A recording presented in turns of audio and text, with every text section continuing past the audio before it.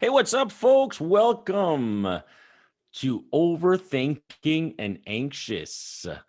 I am taking over the intro. Putties is unfortunately not able to do the intro anymore.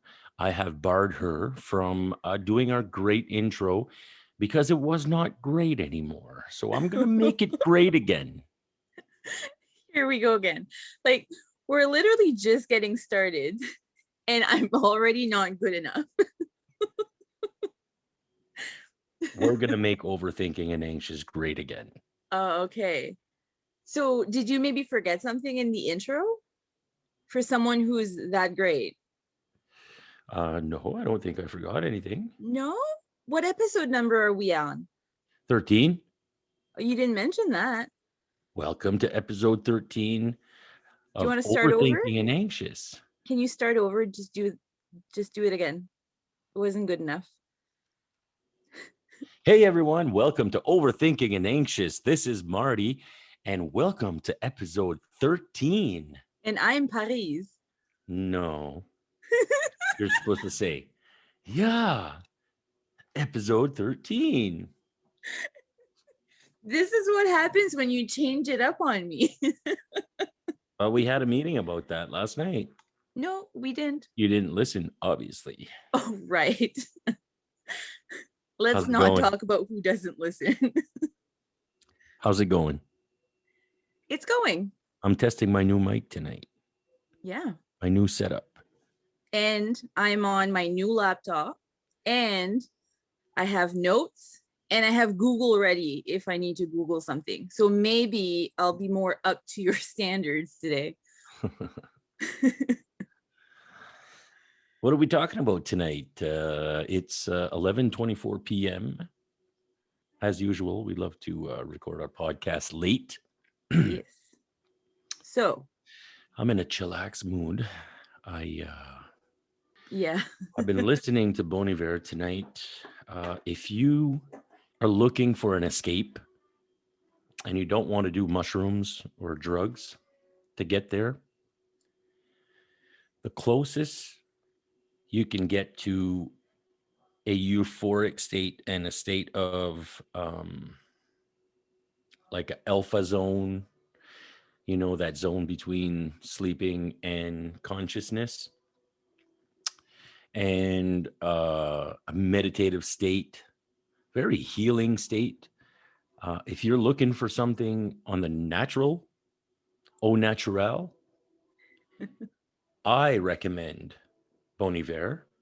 And since I'm recommending Bon Iver this early in the show, I'm going to actually recommend which albums to look at so that you can actually dive deep into it, but not too deep at the start and find something very eclectic and is going to throw you off or fuck you up. Because I'm warning you, it's music that has been constructed to heal. So melodies that are constructed to be healing or to go dig deep into feelings, and it's very emotionally driven. Okay. Mm-hmm. And it's a particular type of music. So it's not George Jones type of music. It's not Rolling Stones type of music. However, there's some influences of everything in there. The guy's from Wisconsin, so he's a normal guy, and he's had a lot of influences in blues, jazz, and country, and all kinds of music. But this type of music is really, like I say, healing. So, anyways, Bon Iver, it's spelled BON space IVER. And I would recommend the first album you look into would be, hang on here.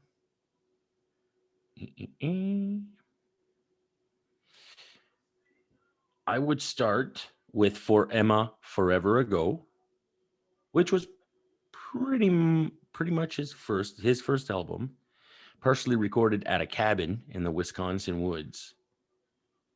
There's a tangible sense of wintry isolation. So I would start with that one, and then you can move on to the Bon Iver self-titled album. And then one that really has taken a bit of time for me to really ease into and to really get, but finally completely understand the album and get it and feel it, is the last third LP, I guess. Kind of a bold, kind of a bold album, so it takes you different places. But anyways, nonetheless, takes me really to really good places. 22 a million. Actually, give it a chance and make sure that you're in a mode or in a mood that you can actually spend 20-30 minutes listening to it to kind of let it flow so that you get a little bit of the album or the music. So a good place to do that is during a walk, or if you're just taking a breather and you want to do like a meditation or something, you can definitely dive into some Bon Iver and it'll take you there. So anyway, or a massage, anything that's like wellness or so. Yeah, I've been listening to that. That's why I'm kind of in a chilled mood. And I ate two gummies tonight. You did. Yeah, the pot gummies. I think it's what, 10 milligram per It depends on which one, but I think so. 10 or 15. Yeah. I'm relaxed. You could consider this, having taken maybe a glass or two of wine, two glasses of wine, let's say. Hmm. That's where I'm at right now, and not going to take any more. So obviously, it's just going to relax from there. Awesome. It's funny that you mentioned Bon Iver. One of my really good friends Bon is. Iver, I'm sorry, not Bon Iver, like not but Rogersville style there. whatever. They're not from I Rogersville. I have to like mess up, words and names here and there. Like it's who I am. Whatever. So one of my really good friends is a massage therapist, and she plays their songs all the time. And I was actually talking to one of my good friends yesterday, and she was, struggling with anxiety. And I actually suggested that she dives into the album. I don't know if she did. I haven't followed up yet, but I will. But definitely something that has helped me. I remember when you first suggested them to me, it was like an experience Mhm. is what I can describe it as. Big time. Yeah. It's exactly what it is. So I'm the one that introduced you to Bon Iver. Yeah. Such a cool feeling. I love when I can introduce Bon Iver to somebody and it actually has an effect. And it's happened, a few times because I've been pretty much listening to them from since Forever Ago came out. Even before that, they were doing some sessions in Paris and filming them, and it was really cool. I discovered them on Late Night with David Letterman. Okay. And from there that night, I'm trying to figure out what year it would have been. Let's hang on here. Let me just tell you. Well, yeah, it would have been about 2000. It would have been about 2007 Okay. ish. Hmm. And that's when they released Forever Ago. And as soon as I discovered this amazing, fucking cool band that was on David Letterman, like, man, you should see the performance. Really cool. Anyway, um, I went on YouTube and started like just, searching everything I could find. And all the stuff that I found back then was Blogotech, which was like a French YouTube kind of channel Hmm. from France that had had done some sessions with them in France. I don't know. I assume it's in Paris, but I'm not sure exactly where. Anyways, it was really cool because it was like all live video and they would just walk in hallways and just sing, and then people would stop and listen to them, just like alleys and just Hmm. outside, whatever. It was really, really cool. Anyways, it's still all on YouTube. And that's where I kind of fell into all that. And then I discovered the full LP, the full album of For Emma, Forever Ago. And I just fell in love and completely understood Justin Vernon's intentions, which is like sort of the leader of the group, Bon Iver, Hmm. the heart of the ideas, the heart of the, but don't get me wrong, they're all amazing musicians, and I don't think one's more important than another. And I'm sure Justin Vernon would be the first one to admit that. Yeah. And there's a lot of them, like a lot. Yeah, yeah, for sure. On the live show, there's probably about 10 musicians on stage at Hmm. once, two It would drummers. be it would be an amazing experience to see them live. Yeah, it's one of my dream shows. One of my Yeah. best friends, JF, lives in Edmonton. Well, lives in Yeah. Fort Mac now, but he got to see them in Calgary. Seriously. Yeah, and he said it was absolutely amazing. What an experience. Hmm. That- And I get jealous of stuff like that because I'm like, fuck, man, he discovered Bon Iver through me. Right. And when he first discovered Bon Iver, he didn't like them the first time I actually introduced, but I get it. I get it because you have to be in the right mind space to get it, Yeah. like right away. And he was with his wife, then wife, now ex-wife, and this, I think they had like kind of an argument or whatever before showing up to our house, and then we're all sitting in the living room, and it's kind of an eclectic, intense show, and like, and he was kind of, I don't know, they were kind of mocking it the first Mm. time, I remember. But then from there, he kind of had a couple moments where he messaged me back and he's like, dude, dude, like I just had a Bon Iver moment. Like I kind of dove into it and man, this is insane.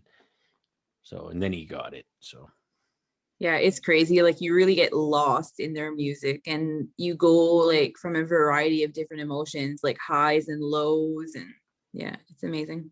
There's nothing like better than to discover new music. I mean, yeah, it's great to listen to the classics and, like your favorite, but to discover something that you've never heard before it's amazing. I love it. yeah. And then it pushes you sometimes to discover more music or other genres. I want to discover a new album. Yeah. But yeah, I did create a artist page for my French project, which is my French music project, and my album, that I'm preparing right now. A little hard to prepare during the red phase, but we're gonna get things done. Oh, yeah. It'll come. Yeah. But yeah, that page is the page that I'm talking about is a Facebook page, and yeah, I'm just trying to collect some ideas on trying to add some value content, and of course, just it's that whole realm, I guess, of wanting to keep it real, authentic, genuine, and at the same time feed people with some interesting stuff. So sort of like you do for us, mostly you now doing all of our overthinking and anxious. Yeah, I do the admin stuff. But I'd say, yeah. that's okay. I love doing that. And if you are interested in finding Marty's Facebook page, it's Marty B. Yeah, Marty B. Um, Most of my posts though are in French. Hmm. So but I think you can translate now on Facebook. So I think so. I don't know how good it is, but yeah. whatever. Yeah. Sometimes I go live if you want to hear somebody sing in French, Sometimes I do an English one too. So Yeah. talk about, my keeping active and, trying to get and be healthy and talking about a little bit of everything and my music, of course, and Hmm. my album that's going to be coming up. And so, yeah, it's a it's something that I'm excited about, building this new kind of direction and product for my music. And then I think it englobes everything, it englobes this podcast because it's something that's a big part of me. So on this Facebook page for Marty, you know, Marty B, it's really exactly who I am and who I want to show that I am. And so there's nothing different about me, um, you know, whether I'm doing an English podcast and talking about a little bit of everything, life in Mhm. general, or just acting crazy, Yeah. or if I'm doing music, which is most of my songwriting is in French for now. Who knows in the future? But most of my influence and my roots, they're deep seated. So when they're French, so that's kind of what comes naturally for me. Yeah, super excited for the album to be released, or the EP. It's coming soon, but it's exciting. All right. So something that I want to mention in this episode, because last time you told me that I had jinxed this poor old man, and I say old because he's the oldest living man in Canada. Mm-hmm. And I kind of like talked about his upcoming birthday before the birthday, and you thought that I had jinxed it and he wasn't going to make it, but happy to report that he made it. You So made it. on January 30th, Whew. Mr. Hawkins celebrated his 110th birthday. Can you imagine though? Nah. Can you imagine if he wouldn't have made it? Like you would have felt so horrible. Like you would have had to like probably seek help. Well, I don't know. Like, I think I almost needed to seek help after the episode, anyways, because someone was so hard on me. Yeah, I'm glad that he made it though. Yeah, me too. Because I wouldn't have heard the end of it from you. No, I would have probably got fired up about that. Oh, yeah. Yeah. Chances are, would have fired me right up. Yeah. Yeah. No doubt about it. So I had an intention.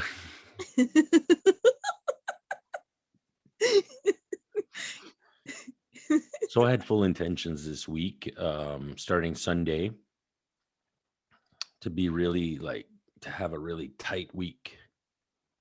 I know I had mentioned it to you on Sunday, and like, all right, this week, man, I'm going tight. Yeah. And it started really well on Sunday, and then was it Monday or Tuesday that fucked up? It was yesterday, Tuesday. Tuesday. Oh, Mm-hmm. so Sunday, Monday were top grade, fucking perfect. Yeah. A lot of exercise, stay within my points, like or my calorie deficit, and just everything was awesome. Firing on all cylinders. And then yesterday, although it wasn't like absolutely horrible, but I didn't go walk yesterday. I didn't do fuck all yesterday.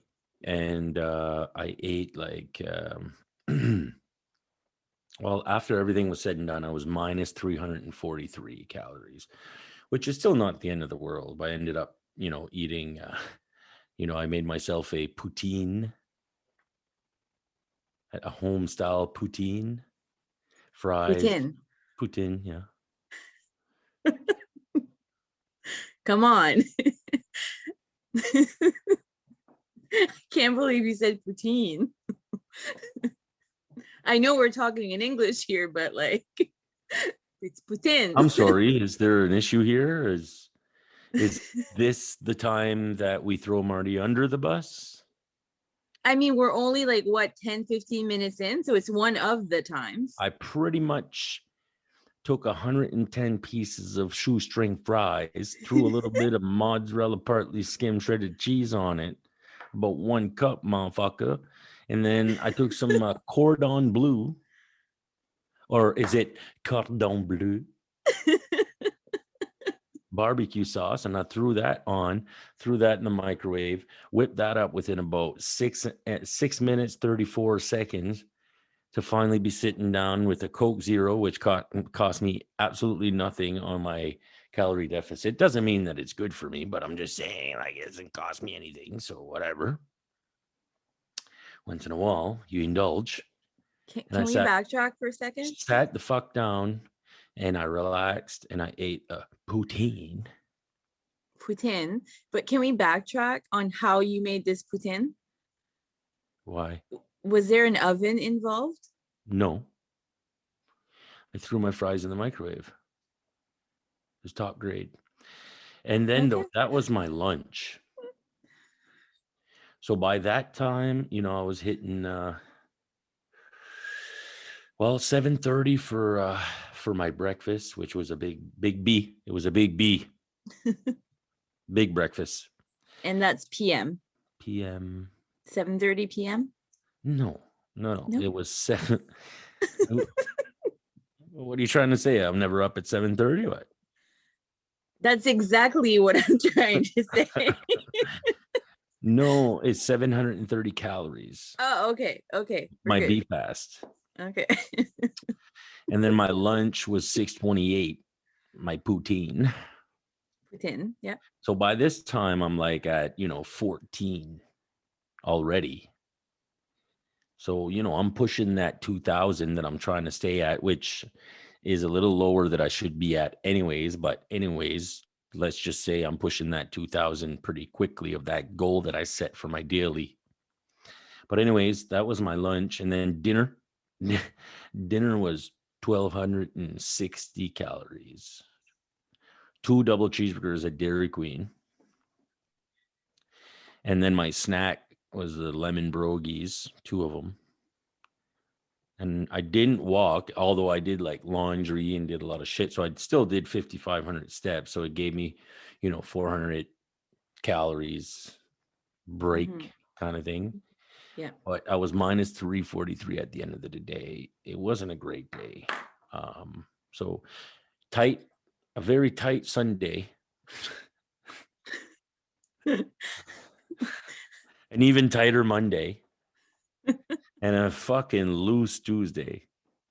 Tuesday was like Mardi Gras. Let it loose, baby. And then today was right back to being tight. Had a huge breakfast, 990 calories on my B fast. Okay. Yeah. So and then I had but my B fast was like my brunch because I only had 2 meals today. It's all I need. Okay. Well, Because that works. I was up actually quite late in the day. And then I had half a pound of shrimp, a cup of rice, and I found a little trick to add. Some taste to my rice. So, that onion soup mix. I told you like, oh my God, it's high in sodium. Yeah. Yeah. Well, you really just have to take like 2 pinches out of it. Yep. Like literally 2 pinches and throw that in your water. Maybe 3. Let's say 3 pinches. Yeah. With like your fingers. Throw that in your water while it's boiling. Throw your rice in it. I just do minute rice, keep it simple. Throw your rice in it, man. And then I add a 1 shot of soya. 1 shot of soya sauce, man. Oh, mamacita, mamacita, mamacita, mamacita. It's like a rice paradisa. It's a fucking paradise in the rice minute rice. It's a Oh my beautiful. gosh. It's a good idea. Mamacita. And then a little bit of shrimp in the house. And I had a salad with that. Awesome. And then I just had dessert like half an hour ago. I had I went to the grocery tonight and I had bought a cup, not a cup, but like basically like they come in the square kind of plastic fucking, what do you call that? Container. Yes. Whew. Yeah, pineapples and strawberries. Okay. So I just threw a little bit of that light dream whip on it. Mm-hmm. Went to town. And now I'm drinking my water. Nice. And yeah, I went for a 5K walk with two teachers, local teachers here in the school. They have a Facebook page called Les Tripeuses Trotteuses, which is really cool. They have just a cool mission. It's a cool mission. Um, their goal is to walk 3 kilometers in every town in New Brunswick, Canada. And also, their mission is really just to shed some light on the importance of staying active to keep your mental health in check. So again, a lot like you and I, a lot like Three Men's Journey, my conference that I work with the two other guys, Frank and Guy. Mm-hmm. We talk about a lot of that, and there's a lot of people doing that now, and that I think that's amazing It is. because the more we're all out there and talking about it and making it normal, quote unquote, the more we kind of make a change in humanity altogether. Yeah, absolutely. And one of the things that I wanted to talk about, and it kind of goes like with what you were saying, is like how to reach out for help and like when to. I've just been noticing over the last like couple of days, a lot of people on Facebook or just social media have been mentioning that they have no one or that they're alone, or they never want to reach out to someone because they feel like they're going to be a burden. And I think a lot of us feel that way, right? But it's super important to make sure that we are reaching out and that we, don't feel like a burden. Now, everyone that we reach out to, they might not be able to help us. Maybe some people don't want to, and that's okay as well. But some people might not have the ability to help you because they might be going through their own struggles too, and helping you is a little bit too much that they can handle. But don't let that stop you from reaching out. Just reach out to someone else because talking about it is super important. Often that's what's going to get you through. Yeah. Most times that's what's going to get you through. If you keep it inside and if you think you're the only one that can find the solutions to your problems, you're really closing yourself to others' perspective. Yeah. And I think, you know, that might be the connecting piece that creates that aha moment. We all need that aha moment, and I think that's dialogue, that you get that through dialogue, through expressing what you're going through, your feelings. Sometimes you feel like, oh my God, I just sound like I'm fucking complaining, or I sound like an idiot talking about this, or Mm-hmm. oh my God, I can't believe I'm talking about trust issues or jealousy, or oh my God, and it's driving me crazy, and it's driving me, creating mental health issues because it's kind of like fucking with me, whatever the case may be. And yeah, I mean, we've all had our challenges. Yeah. And I think when we don't express, and I'm guilty as charged.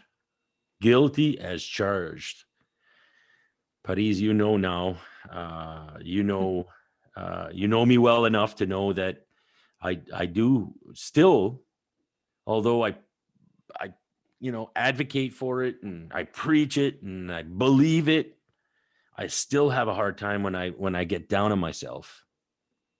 Yeah, it happens, and it's going to continue to happen, but it's just in making sure that you recognize that and you reach out as much as you can. And if you're like at the other end of that and you're noticing that someone's off or someone's struggling or they're just acting differently, like don't be afraid to reach out to them, ask them if they're okay. And don't necessarily accept the first answer that they give you, because a lot of times people will say that they're okay, but they're not. A lot of times they're putting up a facade or, like a brave face on because they don't Mm-hmm. want to admit that they're struggling. Yep. No, it's true. But also make it easier for people to see inside of you. If you're on that side, if you're on the side where Right now you're going through shit and you're not talking about it. You're going through stuff and you're not feeling well. First of all, I'm sorry to hear that because it's not a fun position to be in. And I'm often on that balance where it's like, ooh, a couple of days I can go down on the, on a more of a negative slide, and then whoop, next few days it kind of Mm, stabilizes itself, and you got to try to keep the balance balanced. But if you're going through something right now, make sure to no. If you're going through something right now, the one thing that I can recommend is that you allow a few people or somebody to kind of see a little bit of what's your turmoil, what you're going through. yeah. And that's going to change things. It's going to change things. It's going to take you to just trust us, because I've had, friends or people tell me like, oh yeah, man, as soon as, it's every time, it's like almost a no fail. Yeah. I find that one of the biggest reasons why people don't speak up is because they're kind of like guilty, or they feel ashamed about what they're feeling. And they're kind of like comparing themselves to others. And then they're like, well, this person like has it worse than me. So like why am I complaining about me being lonely? Like this person is even lonelier than I am, and they're not complaining. But we need to stop comparing each other. We are unique individuals and we've gone through different paths of life. So even though we're being faced with the same pandemic, we're going to deal with it differently because we are different, and that's normal. So let's not compare each other. And it's okay that you're taking it harder than someone else.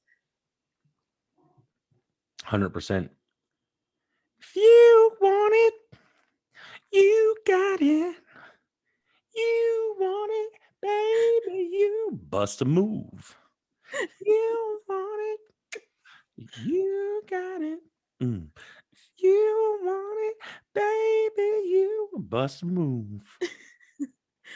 So I think that you breaking out into songs during like the whole episode is going to be like the new trend, Could because you it did it be, last time. perhaps? Yeah, who knows? Well, I've already taken 23 minutes to recommend an artist. Is that where we're at? 23 minutes? Oh, I don't know. I have no Oh, idea. okay. No, I was just wondering there because, you've been talking a lot. We're at way more than 23 minutes. Okay, I was, I was I'd like, you say, have been talking for more than 23 minutes. yeah, I'd say we're at 35, 40. Okay, okay. So we had a big storm yesterday, Mm-hmm. and a couple days ago it was, or I guess, yeah. What are we now? The fourth? Wednesday. Well, yeah, we're technically still the third.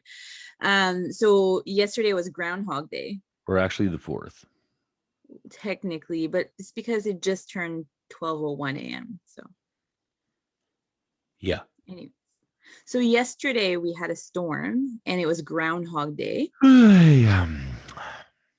No, all right. Boring. That's Smarty's all right, so can we talk hockey a little bit? Well, actually, I'm really curious to know what you were going to say about Groundhog Day. So, Nope. Nope. did That ship Pumpakani, has sailed. Pumpakani Sam see his fucking shadow or not? Shubenacadie Sam. Whatever. I don't know. You'll have to Google it yourself, because your psychic here is just not going to help you out. Not this time. Oh my god. Groundhog Day yesterday. Yep. You know what Groundhog Day signifies? Do you know what it Mm, means? no, I don't. Do you know where it comes from? No, but why don't you Do enlighten you know me? why they call it Groundhog Day? And me talking about the storm and Groundhog Day was boring, but here you are explaining what it is. Well, you got me in, man, on GHD. Okay, okay. So, Groundhog Day derives from the Pennsylvania Dutch superstition that if a groundhog emerging from its burrow on this day sees its shadow due to a clear weather, it will retreat to its den and winter will persist for 6 more weeks. But if it does not see its shadow because of cloudiness, spring will arrive early. So, needless to say, with the storm yesterday, the groundhog did not see his shadow. He did not. So early spring for us, apparently. Apparently, early spring. We haven't even had a winter. I know. I think this is what the second or third storm, and it didn't like, I mean, there's a lot of snow, don't get me wrong, but because of like the nice weather that we're having, it's kind of like melting as we go. Why aren't we having hard winters anymore? I don't know. That's a good question. Could it be global warming? I mean, that's the first thing that everyone says, but I think the science is a little bit more than that. Like we have to dig deep. Maybe we could talk about it on our next episode after a little bit of research. Mm-hmm. Sure.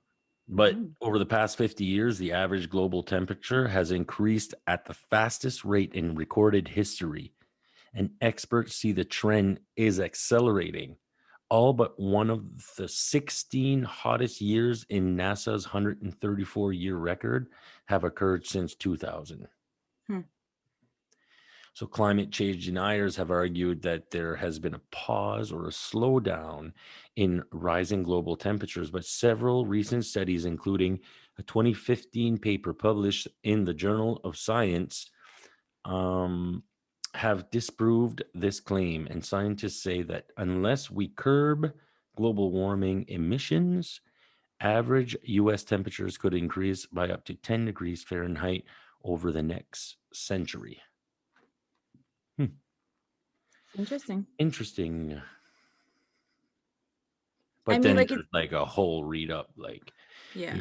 you know, I could continue because is it's a very nice study and it's .org, so which that means is government.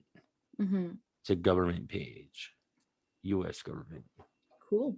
Are you ready to move on? Wow. Well, I'm just not sure. I'm like trying to like, feel you out. No, is that the proper is that the proper like saying? I felt weird saying it. So it's probably not. No, no. Anyways, moving on. So I want to talk hockey a little bit. Because I've been thinking about it a lot in the last couple of days. And in the phase that we're in right now, my son or your son as well is not able to play hockey. They're not able to. But I was thinking about it like, oh, when it's going to start. And as a hockey mom, one of the biggest things is I struggle with anxiety because hockey is a very fast-paced game and injuries can happen at any time. And I'm an all-around hockey fan. So right now I'm like watching the NHL and that's not helping the situation because there are so many injuries right now in the NHL. Not just like little things, right? But they could become like I'm in a draft right now and like my players are going from like day to day to out to injured reserve and they don't give a lot of details, but it says like lower body or upper body or whatever, right? Right. So for me, like I know like my kid doesn't play the NHL, but it's still a concern as a parent that your kid's going to get hurt. So as a hockey coach, like what, I don't know, like what would you tell a parent like me who's like always anxious about like her kid being injured? Whew, um, take an Ativan before going to the arena. But do injuries happen like often? Not serious No. injuries. I I've never seen any. Okay. Because you always hear about like when they do happen, you hear about it, right? And people make a big deal out of it. So kind of like as a parent, you're kind of like waiting for that to happen. And hockey's such a fast-paced game that Absolutely. I yeah. personally get the same feeling. Yeah, when I'm watching my son, I get the same feeling. Mm, So, but you gotta trust that if something happens in today's age, technology, science, first responders, mm-hmm. how they're well advanced, and you just gotta trust that the people around, and that the first responders, the people that are going to respond to the situation, are all able, and that also then I think you have to also trust that that's just life. It's destiny. It's just the way that shit happens. It's Yeah. accidents. They happen. And some people lose limbs, not just at hockey, but at anything, they, This is true. surfers, Yeah. lose limbs to shark attacks, and they persevere and they continue and they survive. And I mean, some people don't survive, of course, but Yeah. I don't know. I don't know if it's just taking just an outlook of like saying, if you really own in on the anxiety and the what if and the what can happen and oh my God, then yeah, you're really creating a lot of anxiety. Mm, But if you trust that things will happen as they, I guess, are to happen, yeah. there's a risk, as much risk getting your son to the arena as there is him, probably more risk getting him to the Mm, arena than there is him getting injured in a hockey game where they're wearing gear. And there's a lot more education yeah. these days about hits from behind or pushing from behind and stuff like that. Hmm. So you're still seeing injuries, you're still seeing things happen, and it's going to happen. It's accidents. So Yeah. Oh yeah, there's like the crazy accidents, right? And of course, like as much as it can cause me anxiety, I'm also curious when it comes to like the NHL and like what kind of injuries have we seen over the years. So of course I had to like Google, right? So, and I don't know if you've seen any of these happen, like watching the game. I'm sure that you've seen one because there's a Montreal in there, but um so March 11th in 2000, there is a match between the Leafs and the Senators. And Brian Berard, he got hit by a stick right in the eye and it ruptured his right eyeball. Like, that's insane. He recovered, but yeah, and he unfortunately, continued to play with one eye. yeah, yeah. He didn't recover. He never recovered vision. He lost his No, no, no, vision. not fully, but like he was still able to function he and was stuff. he was able to continue playing with one eye. Yeah, yeah, that's like that's awesome. That's adapting, right, to stuff that happens. Yeah. And then we have Curtis Foster, who shattered a femur. So it was a game between the Minnesota Wild and the San Jose Shark, and Okay. he collided with one of the rookies as they were racing for the puck, and his femur got shattered into three in the process. Okay. Yeah, so he made a full recovery and he was able to play 5 more years in the NHL. Okay. Did not know of that one. And then we have this is like I read this and I was like, oh my gosh. Trent So McCleary. yes, Clinton, no, Clint Malarchuk, Oh yeah, a yeah. That was severe artery that. Did you ever a severed artery? severed, sorry, Yeah, severe. it's a severed artery and Yeah, one of the main arteries. yeah. I think it was maybe the aorta there, but or no, the jugular. Sorry. Yeah, it was in his neck. So Yeah, the yeah, jugular artery, or yeah. So it was between Buffalo Sabres ugh, and St. Louis Blues. it wasn't a nice sight. Have you ever watched the video of it? Yeah, unfortunately, I my curiosity got the best of me. There was like blood everywhere. Oh, So yeah, like the guy crashed into the goal crease, and then when he tumbled over, his skate caught his neck and it sliced an artery in the process. He was 27 years old at the time, so he survived the ordeal, of course. And like you were mentioning, like the athletic trainers and stuff like that, they all like came to the rescue, and like their training, they were able to like, you know, block save the him. artery. Yeah. And he was back on the ice 10 days after the injury. Yeah. That's insane. Mhm. That's insane. And then the last one that I wanted to mention, and it's the name you said, is Trent McCleary. Yeah, that was Um, a bad one. yeah, he fractured his larynx. Yeah. Yeah, so he got hit by a puck right in the throat. Yeah. And I mean, like when he skated off the ice, like he couldn't breathe.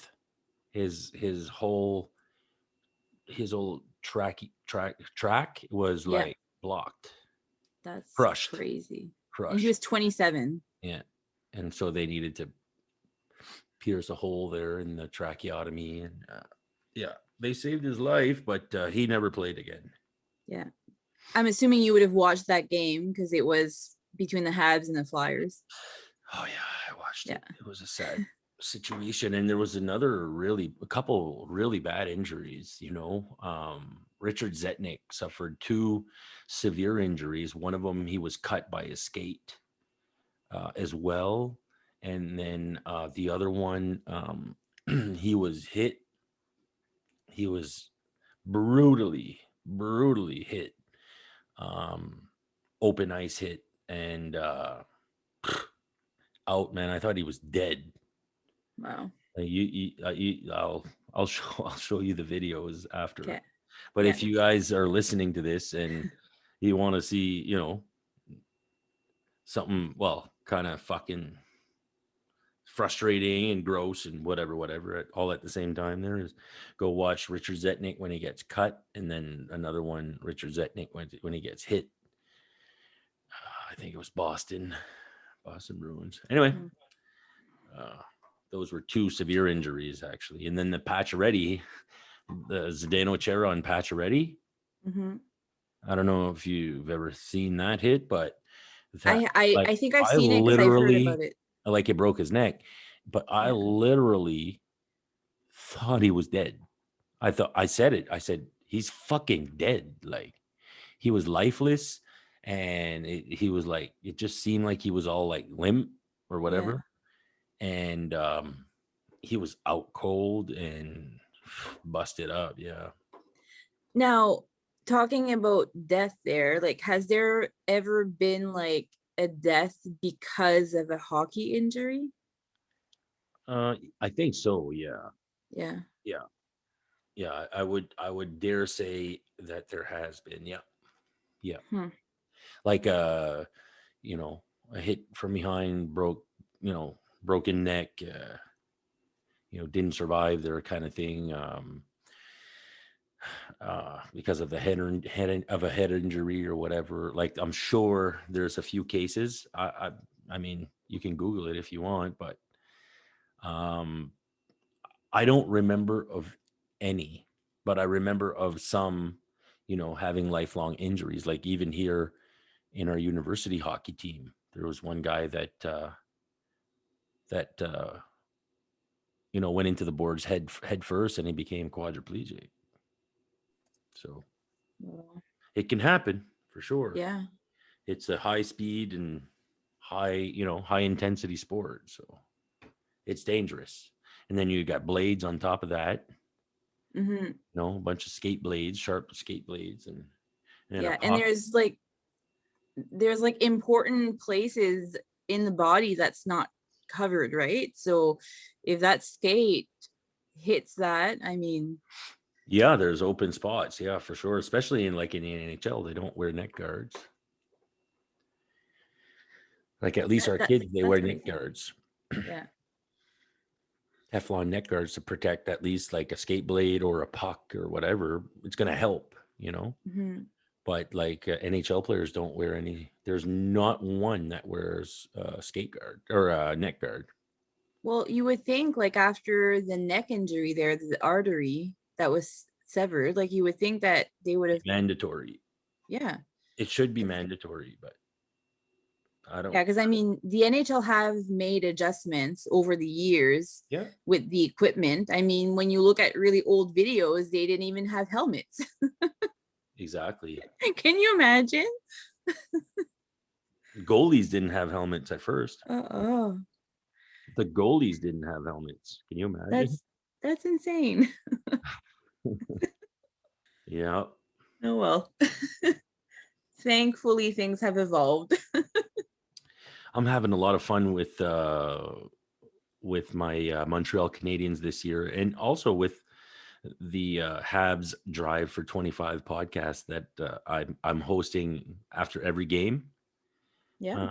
Having a lot of fun with that too. But the Habs are playing so good; it's a pretty good feeling. Hopefully, it stays like that for the rest of the season. They played what 20% of the games so far? Yeah, and I really can't see it getting like horrible. Yeah, unless there would be like injuries or COVID or Even whatever, there, right? like we still have a lot of depth. So yes, of course, Mm, if you had 2, 3, 4 injuries, of course, any team is going to get, yeah. affected by that. But really, there's a lot of depth on our team, and I really think that I think this is a year that's going to be pretty interesting to see where this all ends up. So this year, the Habs have four very strong lines that they're playing pretty much the same amount of time. So if something were to happen, Yeah, I'm sure that they could like put their stronger players like in the yeah. first three lines and then kind of like the spares in the fourth and Well, not kind of yeah, play them you as could much. definitely change the ice time situation. Right now, we're firing on all four lines because all four lines are, and everybody's healthy and mostly. I mean, Armia's out there. We have one player that's out with a concussion, but he's on the way back. He should be back very soon. So we had also talked about how we wanted to touch a little bit on um, February. I can never say that month properly. So, anyways, February. Feb, whatever. Um, so it is Black History Month. So we wanted to Yeah, talk yeah. a What's little up? bit. What's up? What's up? No. No. Okay. So we wanted to talk a little bit about any influences that we have, and just talk a little bit about culture and also kind of bring in like our culture into the conversation. Yeah. So interesting. I've had to learn a lot about like the Black History Month because where I work, we promote it a lot, and it's just we're very culture driven. So I've learned a lot of interesting facts. But what kind of surprised me is that it's only observed in Canada and in the States in February, and then in the UK, Ireland, and Netherlands in October. Those are the only places that recognize or observe Black History Month. Hmm.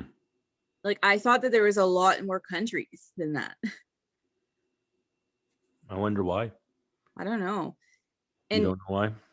no, like it didn't really say, it just like explained. So like the States were first in 1970, and then you had the UK in 1987, and then Canada was just in 1995, and then Ireland and Netherlands in 2010, I think.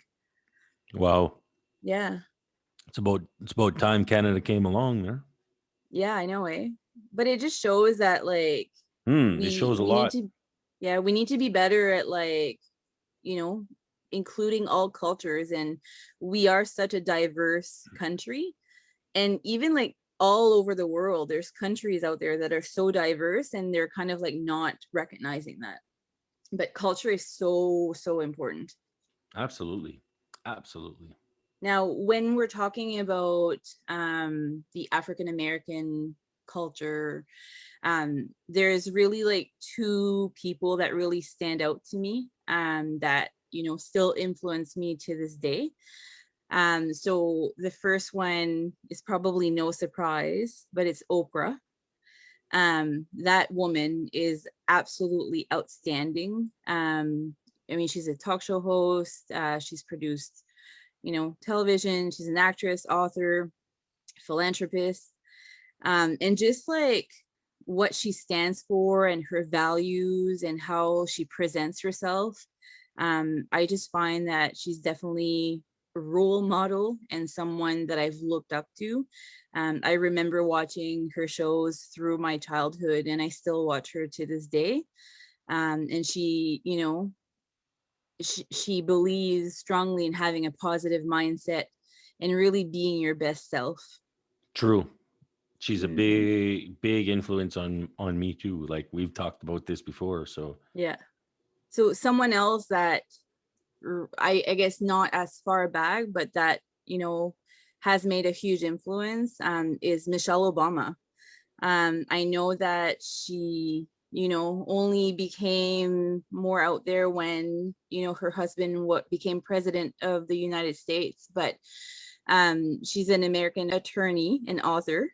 And again, she's a huge, huge role model as well. And she's an advocate for poverty and education and nutrition, physical activity. And one of the things that I love too is her work with children and how she always promotes that investing in our children is important, because at the end of the day, they are our future, right? And I don't know if we've talked about this on an episode before, or we were just talking about it, or it was a quote that we put, but like when we're talking about our children are our future, one of the things that I wanted to mention is we need to realize that just because you don't have kids of your own, it doesn't mean that you do not have an impact on the kids of society. So your actions and how you display yourself, you know, kids look up to adults, right? So whether they're your kids or not, just, you know, be mindful, and let's kind of work together and kind of raise kids together as a society. yeah. Well, it runs deep. It runs deep Yeah. for a culture like the African American.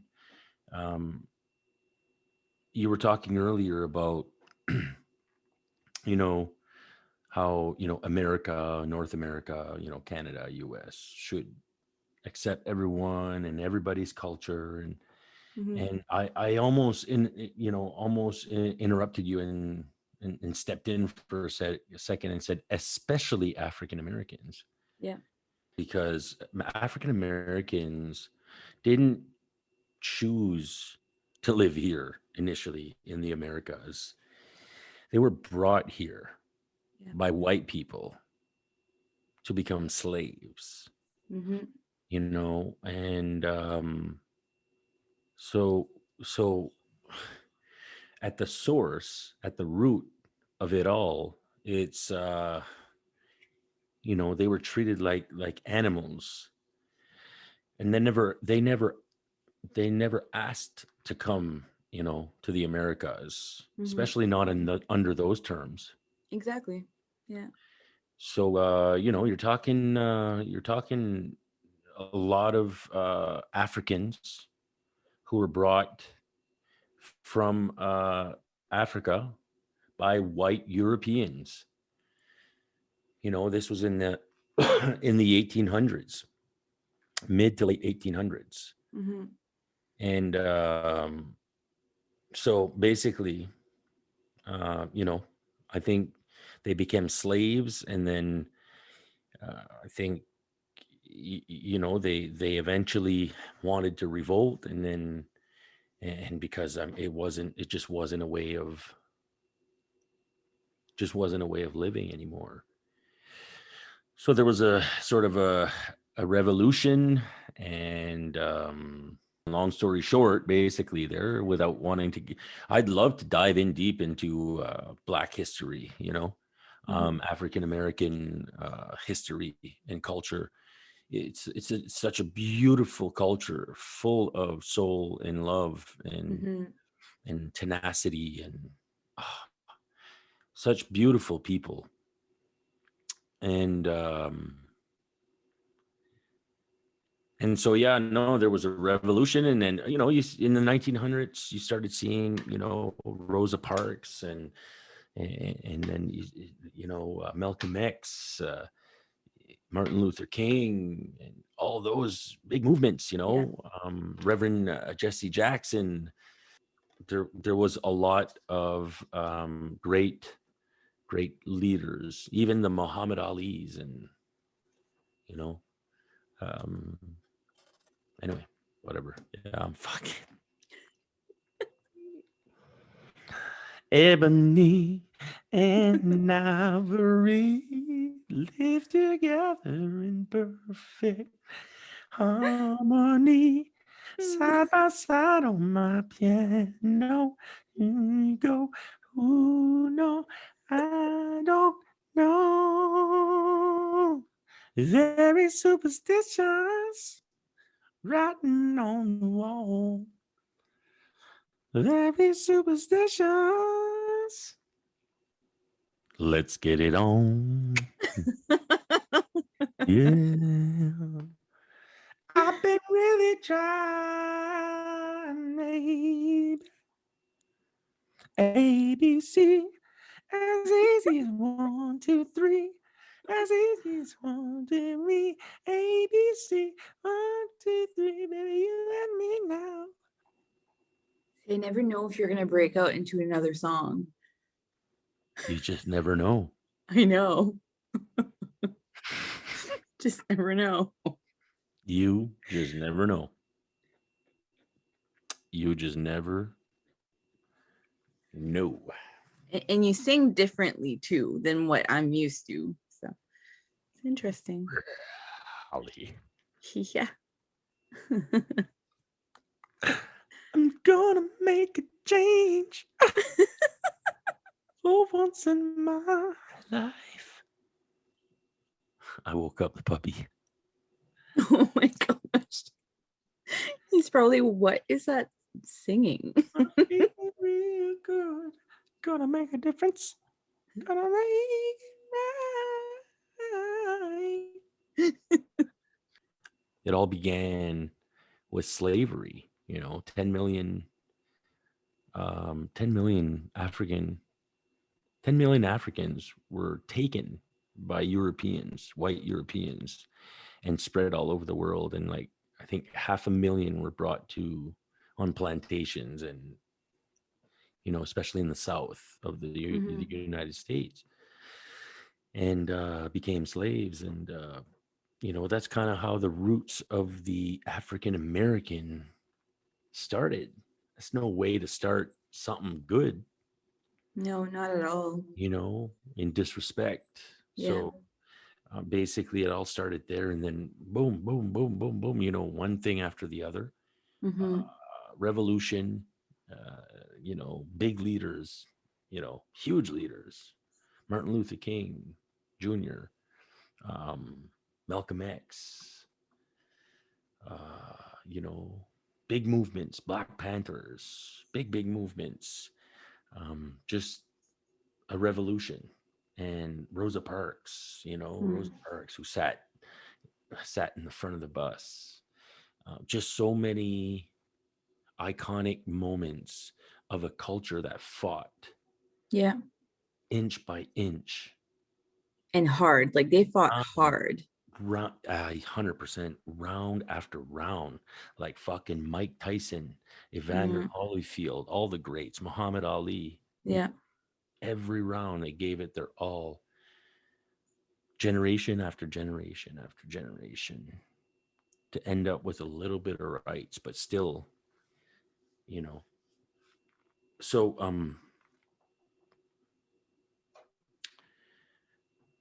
it's a culture that I find resembles a lot the Acadian culture, Mm-hmm. which is our culture.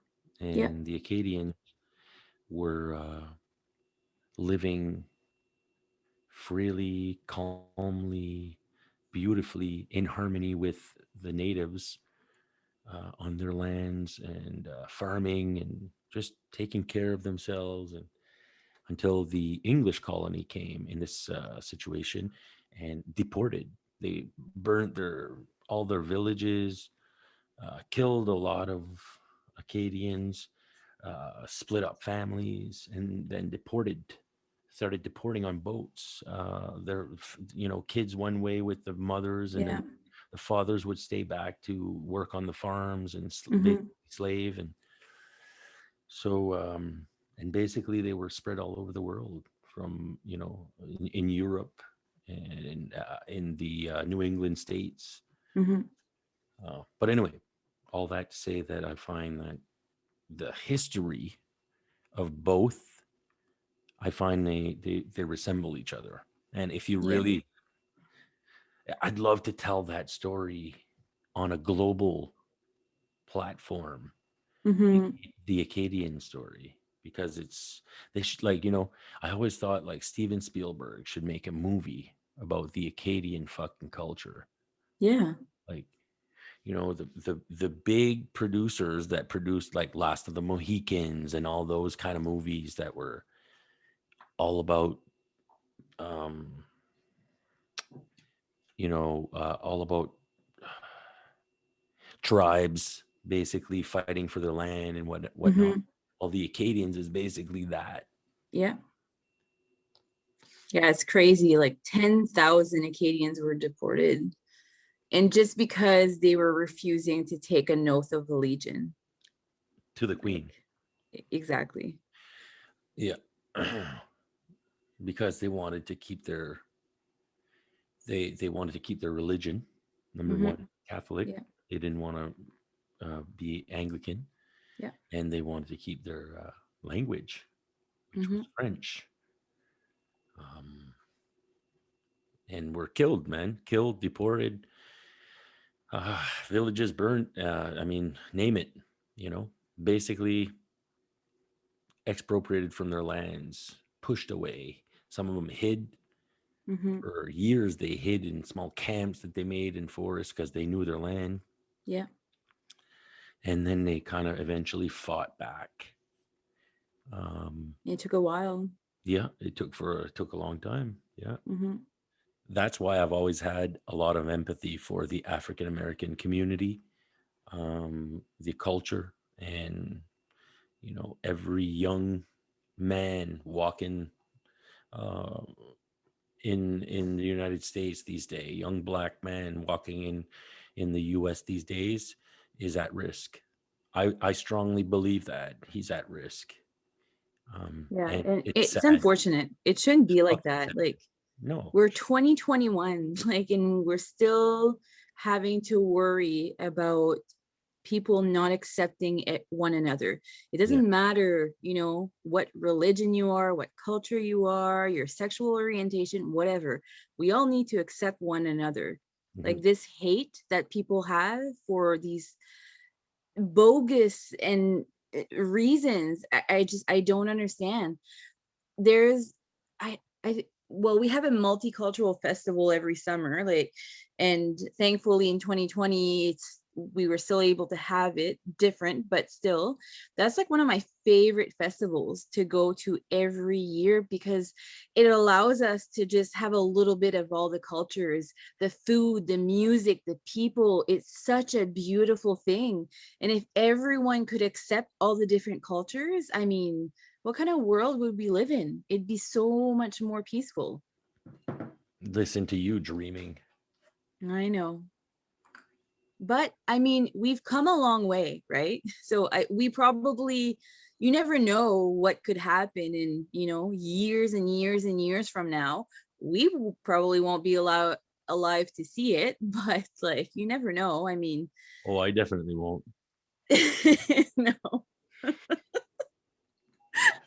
I have used and it's I have used and abused this motherfucker.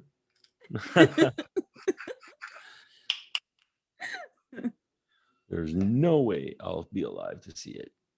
Yeah. I'm Well, I'm gonna die like maybe even tonight. oh my gosh, this again? Like, really? We're gonna go over this again? I might, I might Yeah. kick the bucket. Hey, you never know. It doesn't matter who you are. You never know when it's going to be your last day. So I always say live every day like it's your last. And Oh, so cute and I cliche. know it's so corny. So cute and cliche. Hey, I had to say it because I know you love cliches and I hadn't said one yet. So I was reading superstitions the other day and I figured that I could share one on the episode Do you if you're have interested. superstitions? I personally, I Yeah. don't know. I don't think so. But I read an interesting one that's like insane. So apparently in Japan or Japanese superstition, they believe that you should not trim your nails at night because it will cause premature death. Do you have superstitions? Is that it? Oh my gosh. That was the I was waiting Okay, we'll for cut it for out. something. Sorry, it was not satisfactory. I'm just trying to like, put content that's organized in here a little bit. Yeah. Let's keep it off the cuff. All right, we're gonna keep it off and we're gonna move on. So, oh my gosh, thankfully, I don't take things personally because. So one of the things that I wanted to start doing on the episode is reviews. Oh my gosh. I quit. All right, this is it. We're done, guys. So thanks for joining in. Oh. I just want to call out that one of the viewers, which is one of my friends, mentioned that you were very hard on me on the last episode. Just want to say that. And I took it like a champ. Who's the friend? Melissa. She said I was hard on you? Yeah. Was she I'm pissed? sorry. Are you surprised? Did you listen to the episode? Was she pissed? No, she wasn't because she knows I can take it and give it back. So what do you want to talk about, Marty, since my subjects are not good enough? It's called karma. You believe in karma? Straight up. Straight What? up. Straight up. Yes or no? Do you believe in karma? I struggle to believe in something that I can't see. And I feel like karma is that. So you don't believe in karma? No, because like there's so many people who have done wrong that nothing bad happens to them. So karma fails, if karma does exist, karma fails in so many situations for me to believe it. Sorry, that was a random question, but Oh, it's all right. I think we got a show, or were we? No, I think we're good. The only thing that we kind of wanted to bring into the episodes like going forward is like kind of like to do reviews on different things. So whether it's like food or movies or TV shows Yeah, or well, let's fucking really do anything. that. Let's fucking do that. Intro it out. All right. What do we So call it? I don't know. I don't know. Let's call it something. So we want to do something new and we want to do weekly reviews. It could be one or two things. And from anywhere to movies, TV shows, food, music, whatever it is. Feel free to send us an email with something that you would love for us to review. If we haven't tried it or watched it, we will, and then just tell you what we think and go from there. Nice. Yeah. Yeah, that's fun. That's exciting. Woo! That was good. Yeah. Sarcasm, Marty. Sarcasm's on No, point no, no, tonight. no. I'm excited. It's exciting, and I think we should start with we should start rating something as of tonight. And I would like to ask you what you thought of the Queen's Gambit, the series. So I loved it.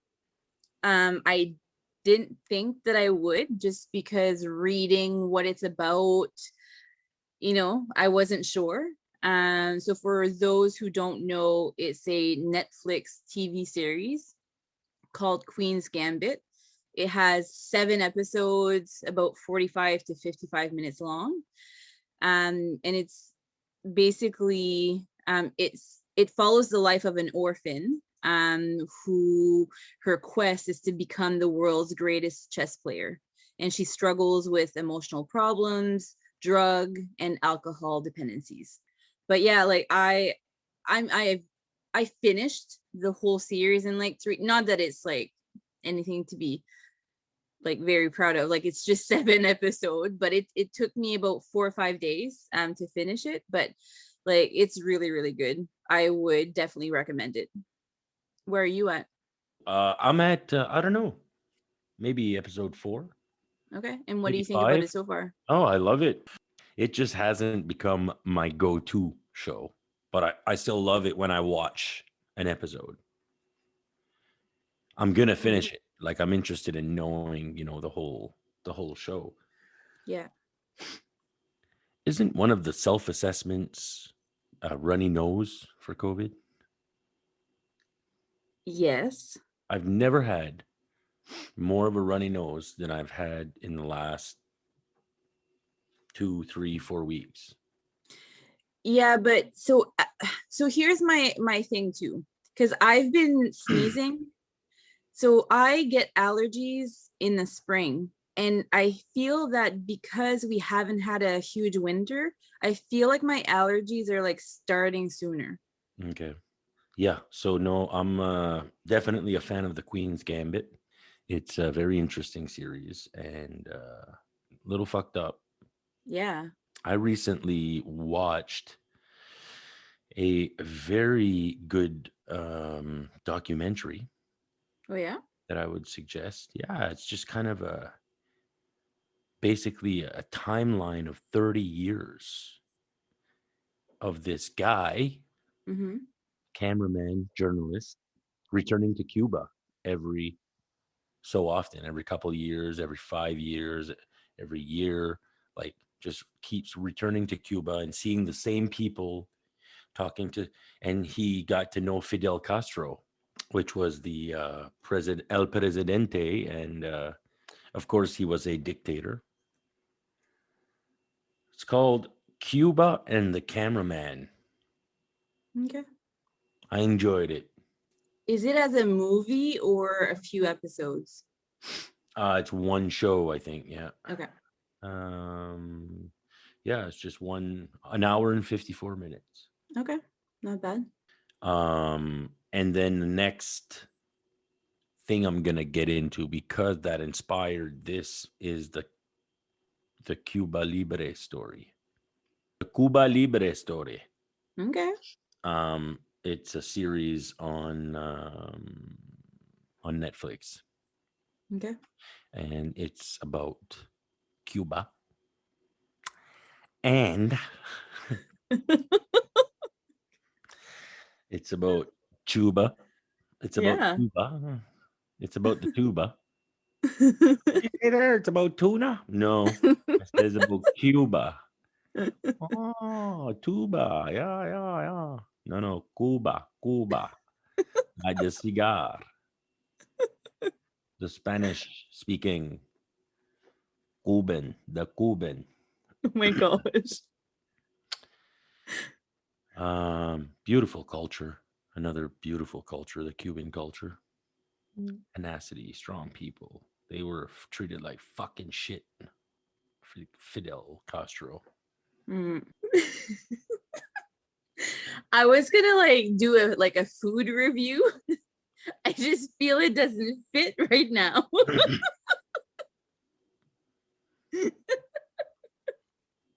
the fuck? You're doing food reviews now on this show.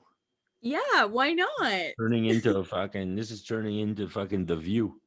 No, no. I was reading and listening to a few successful podcasts, and they do reviews. And sometimes their listeners email them foods to try, and some of them are weird, but try them out and then review them. All right. Well, I think we got a show, buddies. Well, I'll save it for next week.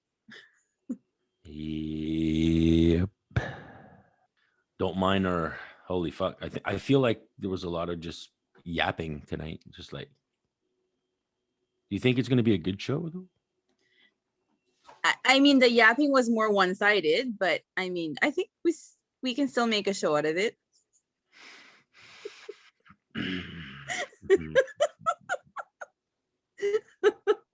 Ay, ay, ay, ay, ay.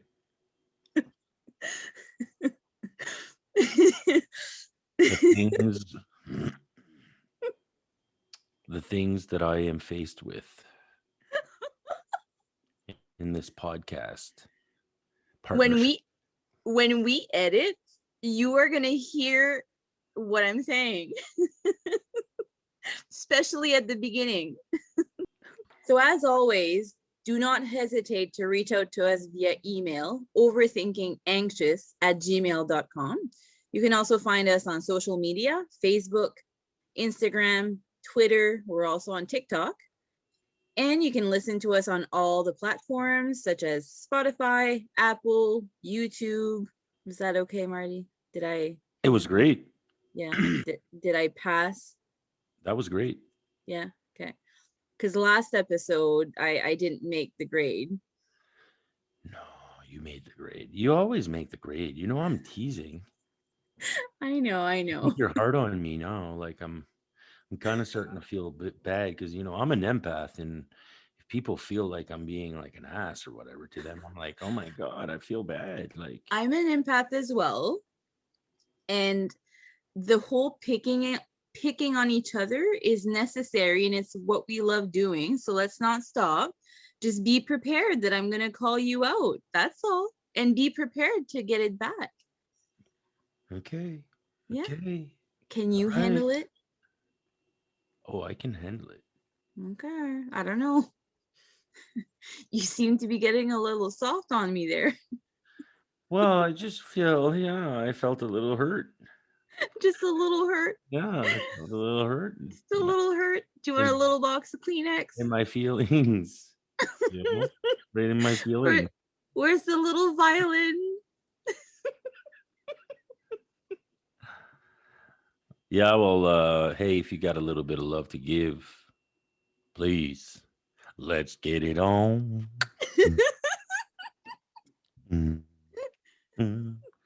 Let's get it on.